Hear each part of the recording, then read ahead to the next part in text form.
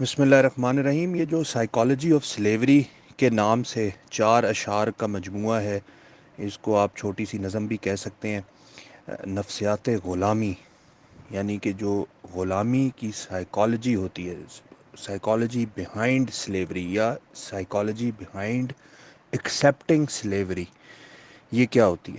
یہ ضرب کلیم میں سے لیا گیا ہے، اقبال کا جو آخری اردو کے کلام کا مجموعہ ہے۔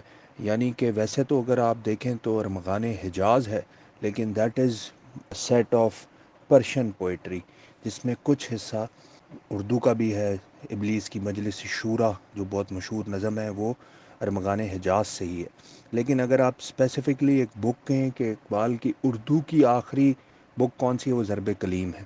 پہلی بانگ درا سب کو پتہ ہے، دوسری وال جبرائیل، اور تیسری ضرب کلیم۔ ضرب کلیم کی بیسک تھیم ہے وہ یہ ہے کہ آج کل کے دور میں مسائل درپیش ہیں، بہت سے مسائل، ان کو اس نے ہٹ کیا ہے چھوٹی چھوٹی نظموں میں۔ غلامی کو ہٹ کیا ہے، نسوانیت کو ہٹ کیا ہے، ڈیموکریسی ہے، یہ اشتراکیت ہے، کامنزم جس کو کہتے ہیں۔ تو مختلف ٹاپکس اس نے اس میں ڈسکس کیے ہیں۔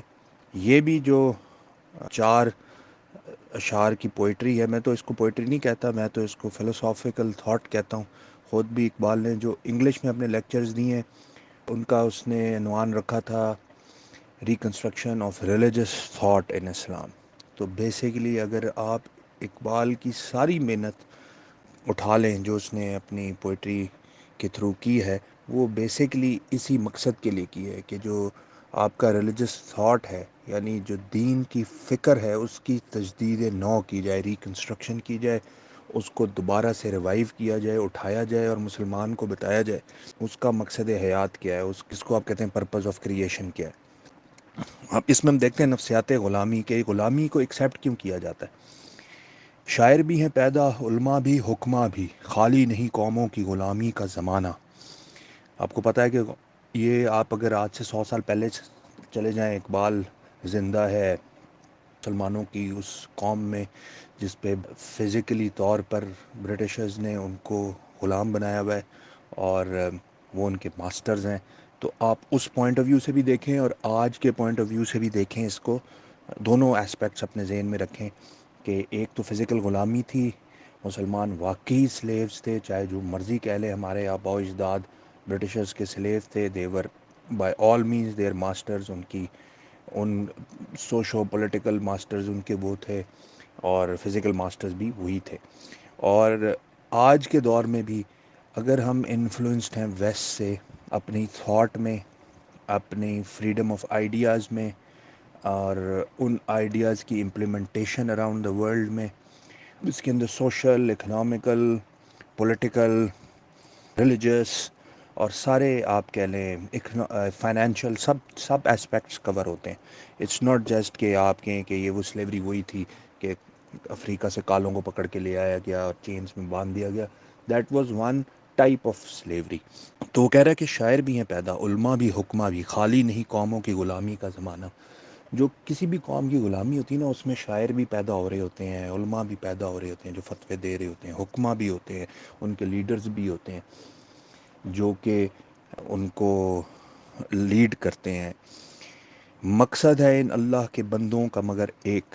یہ جو جتنے لوگ ہوتے ہیں نا جو غلامی میں پیدا ہوتے ہیں، غلام قوم کے شاعر اور علماء بھی اور حکماں بھی، ان کا مقصد ایک ہی ہوتا ہے، ہر ایک ہے گو شرع مانی میں یگانہ، اور ان کی زندگی کا مقصد بھی ایک ہوتا ہے، اور ان کی اپنے اپنے پروفیشنز کا مقصد بھی وہ ایک ہی ہوتا ہے۔ بہتر ہے کہ شیروں کو سکھا دیں رم آہو، کہ شیروں کو وہ رم آہو سکھا دیں۔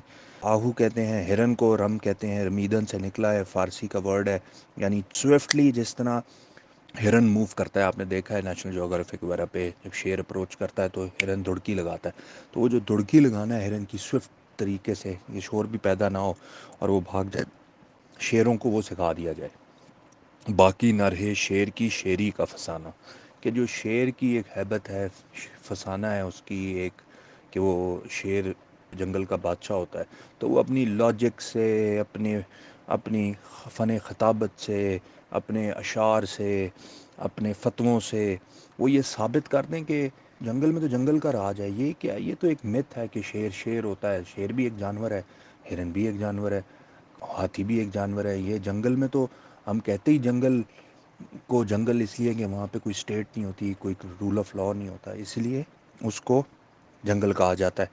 اور آپ یہ جو شیر کی فسانہ بنایا ہوا ہے شیری کا کہ یہ بادشاہ ہوتا ہے اور تمام جانوروں کا سردار ہے، اور اس کی یہ صفت ہے بہادری کی، ایک شیری دلیری، تو یہ ایمی فسانہ ہے.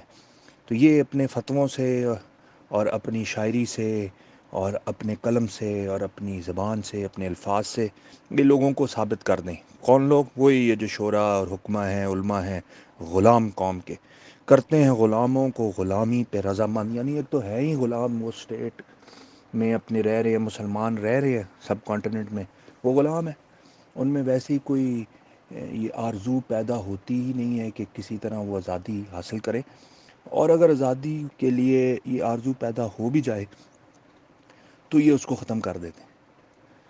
کرتے ہیں غلاموں کو غلامی پہ رضامند. یہ ان کو سیٹسفائیڈ رکھتے ہیں غلامی میں، سائیکلوجیکلی بھی اور فزیکلی بھی، کہ نہیں یار سب چیزیں ٹھیک ہیں، یہی ہمارے ماسٹرز ہیں، یہی ہماری تقدیر کا فیصلہ کرنے والے ہیں. We have to follow them blindly in all aspects of life. اسی میں ہماری سیلویشن ہے.